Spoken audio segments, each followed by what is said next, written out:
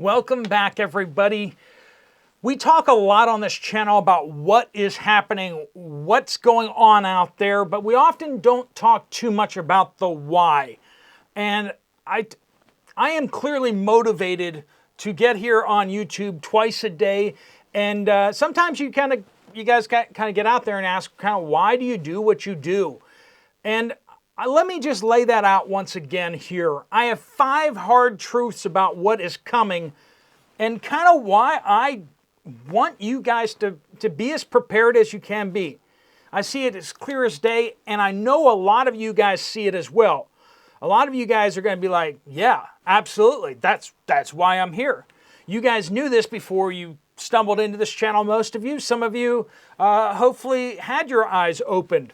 But a lot of you have heard things on this channel that you said, I know exactly what you're talking about, Steve. First, let me know what you guys think down in the comments down below about this, about these thoughts, because this is really a conversation that I'm having with you guys, reading your comments, reading your emails and all that kind of stuff. But number one, the situation in America is about to get real hard. For those who have traveled overseas, it doesn't take long in a place like the Dominican Republic, anywhere in Africa for the most part, places over in Asia. You go to third world countries, you go to places where there is great poverty, where there is conflict, or even if you flip on the news, you realize that the world doesn't experience the same things as we do. We're very insulated. We drone them. They don't drone us, right? Do you look up at the sky and worry that that helicopter coming over is going to start firing missiles at you? And yet, in a lot of other places in the world, that's a very real problem. And oftentimes, it's the United States doing the droning. We sanction other countries and collapse other countries' economies. Other countries don't sanction us. And I think that when we start realizing the reality for the world, and we see the influence and the power of the United States starting to pull back, we realize that these realities that other countries are experiencing may very well become our future experience.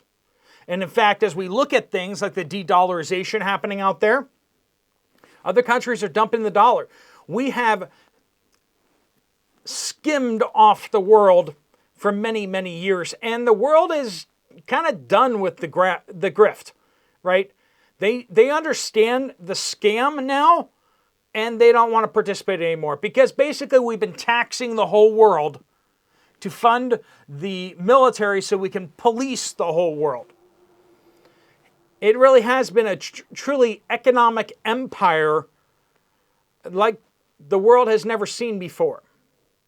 Each round of empires that have come along have innovated and done things in crazy new ways. And the British Empire before us was something to behold. But the United States Empire has taken the cake for its manipulative and insidiousness as we put a big smiley face on everything we do. At least that's the propaganda. That's how it goes, right? So number one, the situation in America is about to get real hard. Let me know what you guys think about that down below. I think you guys are going to go, yeah, absolutely. Number two, another thing I've been hearing about from you guys and seeing in the news, and again, I feel it in my gut. The situation is about to get violent. Now, whether that's a world war, where we're at war with major powers out there, like the likes we haven't seen since World War II, hence why we call it like World War III, right? WW3. Or whether it's we turn inward against ourselves into a national civil war here in the United States. And it's similar in other countries. The rioting in the UK, where there's no peace. They brought in all sorts of people who do not believe in the fundamental beliefs of the UK. And then you go over to Paris, see the same things. In Germany, you see the no-go zones in Sweden. And you look at these countries where they've brought in so many people who hate everything their country stands for. So number two, I believe that the situation is going to get violent. What happened last Saturday is not a one-off. These people have been wishing for this for years. If you just listen to them, right? And there's a whole bunch of them out there saying it outright on Twitter and elsewhere. There was just a death threat against Donald Trump and J.D. Vance. And a man was arrested down in Florida he was planning it. That's not a one-off. The frustration that conservatives and libertarians have felt, and even the political middle has felt over these last 3 years, well, the left is feeling that frustration now, right now. And the thing is, they have a little bit less impulse control. They're the ones who scream at the sky, right? We have that meme that goes out there. So I believe that they're going to turn violent. Because that's if they don't believe they're going to win, they are going to flip over the table and go play somewhere else. But they're going to flip over the table and destroy everything for everyone else. We saw this in the lead up to the last election, didn't we? We saw all the mostly peaceful stuff where they're burning down cities. How many arrests did we get from that? Anyway, number 3. I believe morality and purpose will be essential for what we're going through.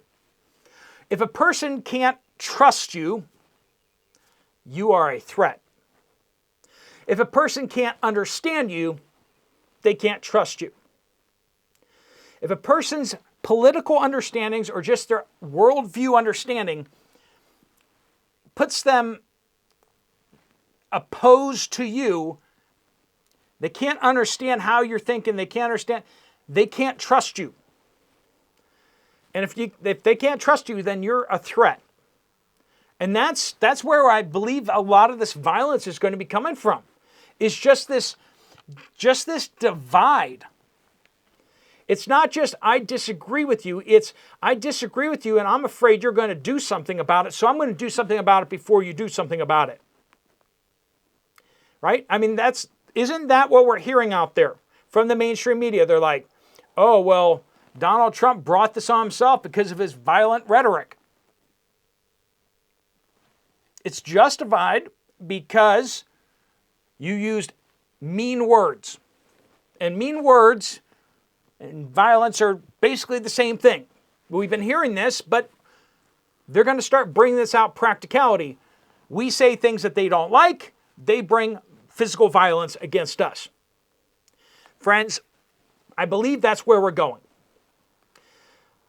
We may get out of this to some extent by getting into a major conflict with a foreign power.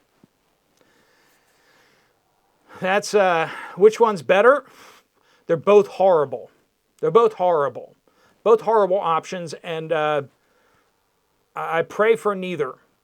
But I don't see how we get away from not going into either. And that leads into number 4. And we're going to need that morality and purpose. We need, as a country, to have that morality and purpose. Now, I'm a man of faith, and I know some of you guys don't hold my faith. Some of you hold different faiths than me. Some of you don't believe in any faith, right, at all. Or at least you say that's what you are. Atheists often believe in something else, right? But I think that a shared understanding of values, even if it is basic Western conceptions of tolerance and classic liberalism, not like what we see and called liberalism today, which is hard left, crazy stuff, right? Classical liberalism.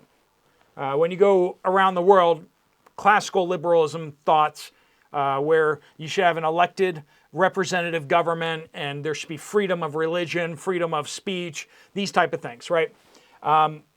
If we don't hold that together, if we don't agree on those things, we can't move forward. And that leads to number 4.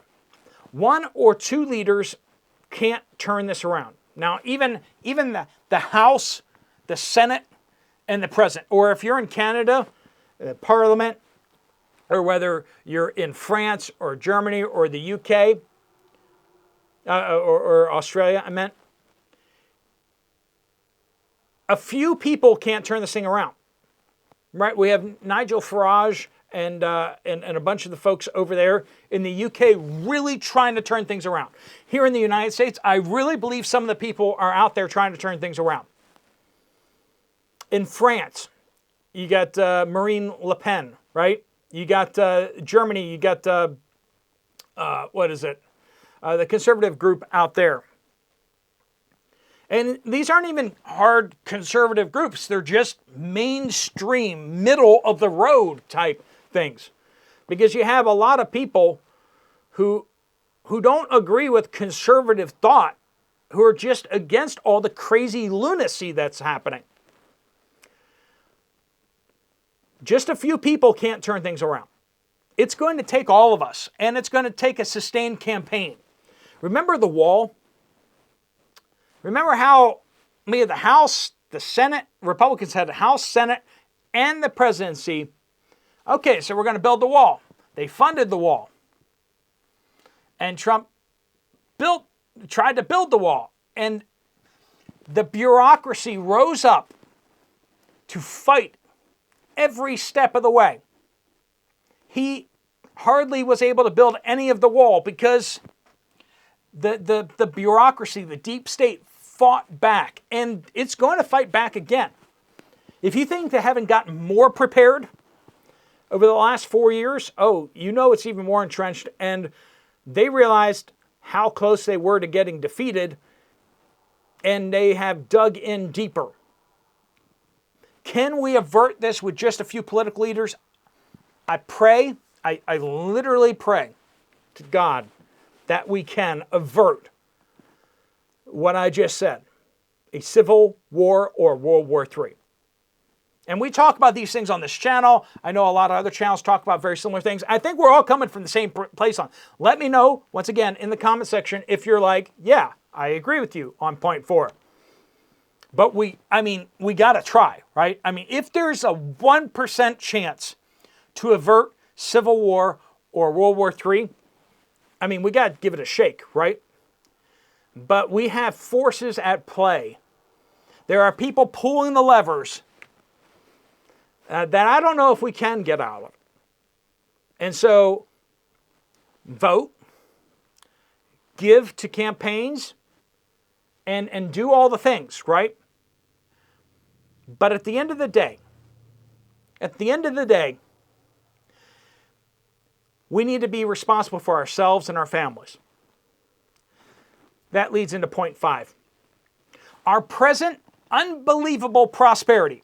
And now you may immediately say, Steve, this isn't abundant prosperity. We're struggling.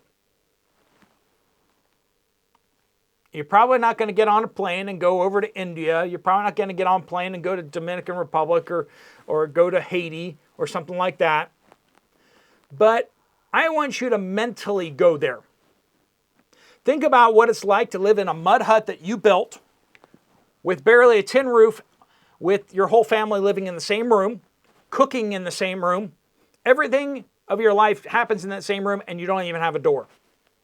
You have a bag, a cloth bag as a door.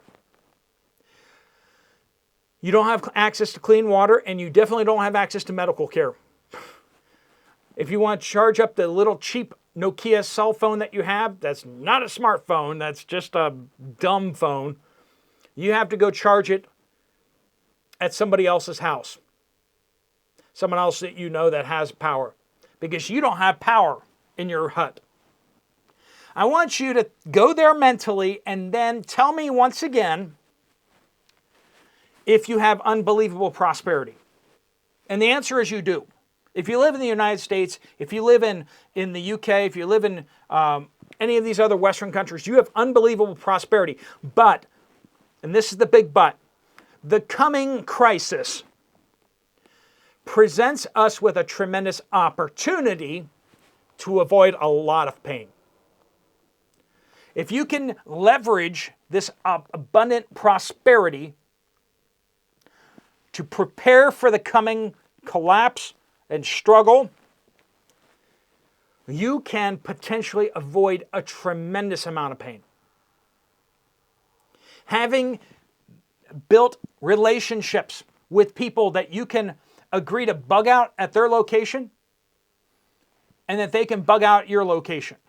And both of you prepare a bit to have the capability to receive another family, right? And you have the capability to pack all the things you need into your vehicle and go somewhere where it's safer.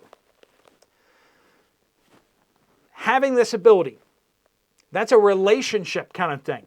That's not even like major preparation. That's like you talking to somebody and making an agreement, right? What about all the other preparations you can have? If you can take some extra hours at work and then use that money to buy food, buy ability to cook, right? If you have access to trees and wood, you don't need much more than cinder blocks. I gotta make that video over there about how to make just use cinder blocks to make rocket stoves, right? I mean, you can buy fancy rocket stoves and they're cool, but you can make it out of just cinder blocks. You need to do some things. You need to knock some pieces out with a sledgehammer and such, but just some cinder blocks, right? If you don't have access to wood, how are you going to cook your food? I mean, you can have rice and beans, but how are you going to cook them? Do you have propane stored up? Do you have other sources of fuel? We talk about that on my other channel, Poplar Prepper. If you're not already subscribed over there, please just type it in the search bar. Poplar Prepper. It's the one that's blue. If you ever see a background that's blue with me or the text and it looks like this, it's slightly different. That's the Poplar Prepper channel, and that's practical how-tos, right? Purple is kind of news, and this video is kind of in the middle, I guess. But we have unbelievable opportunity right now. Canadian Prepper says that 1 hour while the grid is up of preparation is like, forget what he said, like 100 hours of grid down activity. You can save yourself 100 hours of grid down activity by getting on Amazon and purchasing something, or getting on Walmart.com and purchasing something, or going to Walmart and picking up a couple bags of rice or beans, right? I mean, you can go grow that in your yard, but it's going to take a tremendous amount of work, whereas right now, if you work an extra hour or two at your job, you can potentially buy what will take you a week's worth of work to grow. Think that through. That's tremendous leverage. It's a tremendous opportunity. So 1, the situation in America is about to get real hard. Let me know what you guys think about these in the comments down below. 2, the situation is about to get violent, one way or another. And 3, that morality and purpose will be essential. Personally, we need to have morality. We need to have purpose. And I would humbly suggest we need faith in God Almighty. We need to connect with our Creator. Some of you might disagree with that one. I get it. I have a Bible channel, by the way, if you don't know that. I'm going to start posting back on Poplar Bible studies. But there's a whole bunch of Bible studies. I go through the book of Revelation. So if you want to know about my thoughts on end times, the book of Revelation study and the book of Daniel, prophecy, and all that kind of stuff like that, super interesting. I'll put a link on that on the screen in just a second. Number 4, that we can't trust politicians to fix things. We should try the political avenue, but I'm not optimistic that we can fix things. I don't think that they're going to let him get into office, one way or another. Number 5, our present unbelievable prosperity presents us with a tremendous opportunity to avoid a lot of pain. And that's why I talk about getting stocked up, and I try to bring you the news for the purpose of hoping to instigate you and to help you instigate others to take practical steps now to be prepared for the coming crisis. All right, friends, let me know what you think about that in the comments down below. I'm going to put up another video from this channel over here. If you want to check out Poplar Bible Studies, we'll put a link down there somewhere, and we'll try to put another one on the screen with Poplar Prepper. I'll see if I can get all those on the screen, but check those out. Check out those other channels, and if you want to check out the prophecy studies and stuff like that, or if you just kind of like, I wonder what the Bible actually says about these things.